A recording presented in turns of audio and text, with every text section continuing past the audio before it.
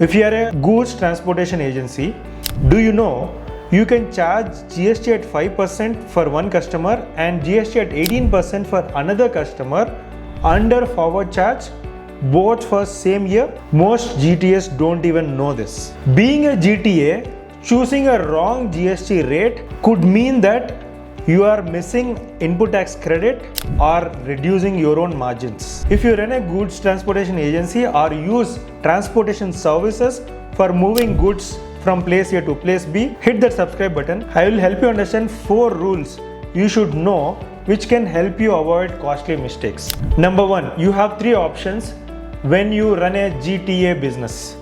Option 1, charge GST at 5% under forward charge, in which case you don't get any input tax credit on your inputs or input services.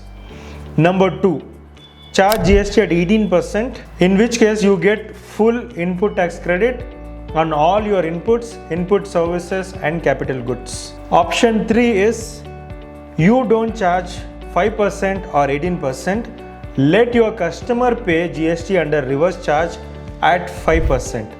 In this case also, you will not be in a position to avail input tax credit on your inputs and input services, meaning thereby it becomes a cost to you. Pick up either of these 3 depending upon the situation. Number 2, whether I should choose 5% or 18%. Choose them based on who your customer is. Choose 5% if your customer is in sale of exempted goods like fruits, vegetables, fish, meat, etc.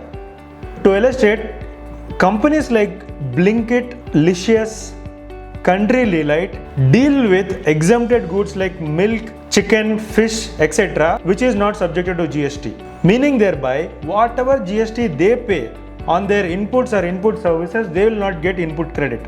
In such case, charge 5% for the GTS services you provide to them and choose to charge 18% to those customers who deal with taxable goods, meaning thereby they can claim the complete input tax credit of that 18%. When you choose 18%, you will get input tax credit of all your inputs and input services, thereby no need to recover that from your customer. When you charge 5% only, then you will have to include whatever ITC you are foregoing by charging 5% to your customers. To illustrate, say you are charging 100 rupees per kilometer for a customer, wherein you are charging 18% with full ITC, you will have to charge slightly more than 100% per kilometer when you charge 5% to another customer, because you don't get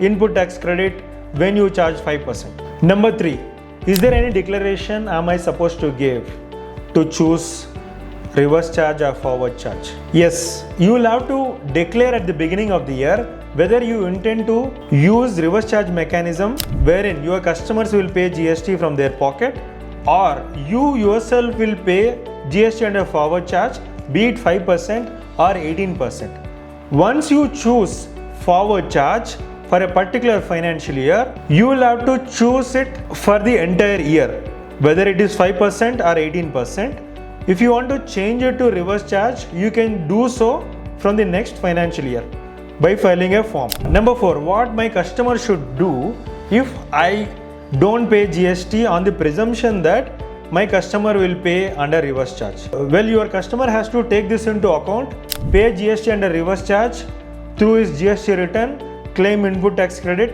be done with it. Simple. And moreover, your customer is eligible to fully avail this input tax credit. On the other hand, whatever GST you have paid on inputs or input services to provide the GTA service to your customer who is paying GST under reverse charge, you will not get any input tax credit. Therefore, you will have to factor in that cost while charging this customer who wants reverse charge. This brings me to the key takeaways of this video. Every GTA has 3 options. 1, you pay 5% under forward charge with no ITC, or 18% under forward charge with full ITC, or let your customers pay 5% under reverse charge. The GTS can also choose to pay 5% under forward charge for some customers, 18% under forward charge for some other customers. This dual options always existed from the beginning. The only thing you have to take care is you have to opt for either forward charge or reverse charge. Once you decide, follow it continuously throughout the financial year. If you wish to change it, you can change it from the next financial year. Audit your customers list and take appropriate action. If you find this video helpful, subscribe to our channel and hit that bell icon. See you in my next video.